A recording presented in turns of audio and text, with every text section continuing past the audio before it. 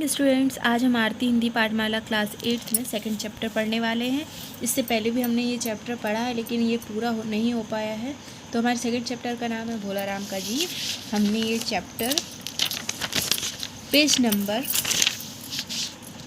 13 तक पढ़ चुके थे। अब हम पढ़ेंगे पेज नंबर 14 पे।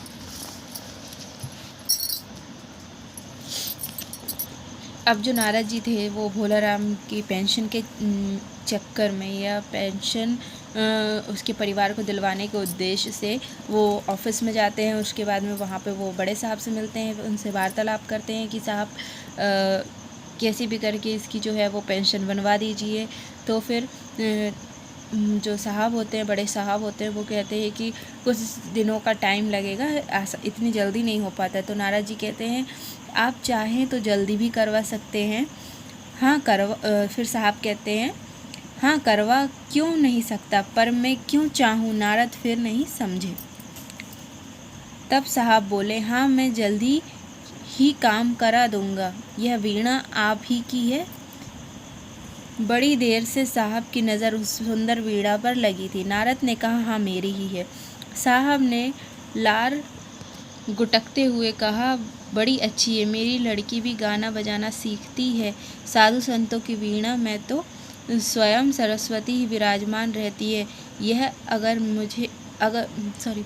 यह अगर उसे मिल जाए तो लड़की जल्दी ही संगीत में पारंगत हो जाए और उसकी शादी भी हो जाए।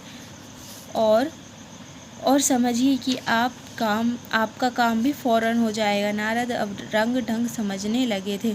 चुपचाप वीणा टेबल पर रखकर बोले लीजिए, इससे तो सारी टेबल के कागज दब जाएंगे। अब तो दरख्वास्तें नहीं उड़ेगी। साहब ने जवाब के बदले में बनावटी अट्टहास किया। फिर चपरासी से भोला राम के केस की फाइल लाने को कहा।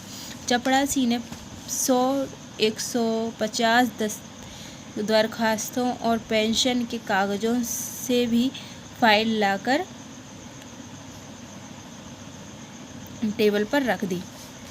साहब ने फाइल पर उसका नाम पढ़ा और पुष्टि के लिए नारद से पूछा क्या नाम बताया आपने उस कमबख्त का। नारद समझे कि साहब ऊंचा सुनते हैं इसलिए ज़ोर से बोले भोला राम।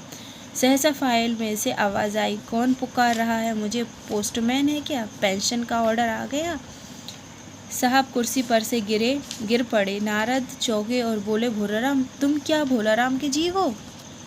हाँ मैं ही हूँ, आवाज़ आई। नारद ने कहा मैं नारद हूँ, तुम्हें लेने आया हूँ, चलो स्वर्ग में तुम्हारा इंतज़ार हो रहा है। आवाज़ आई मुझे नहीं जाना स्वर्ग, मैंने स्वर्ग जाने के लिए देह थोड़े ही छोड़ी थी। मैं तो पेंशन की दरख्वास्तों में आकर अटकना चाहता था, यहीं रहूँगा मैं, अपनी फाइल नहीं छोड़ सकता।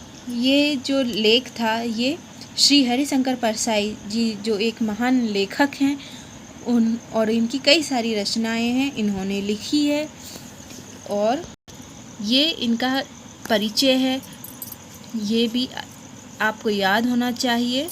श्री हरिशंकर परसाई हिंदी के प्रसिद्ध व्यंग कथाकार श्री हरिशंकर परसाई का जन्म 1924 में हुआ था। सामाजिक विसंगतियों, अंधविश्वासों, रूढ़ियों आदि पर किए गए उनके व्यंग और कटाक्ष अत्यंत पैने हैं।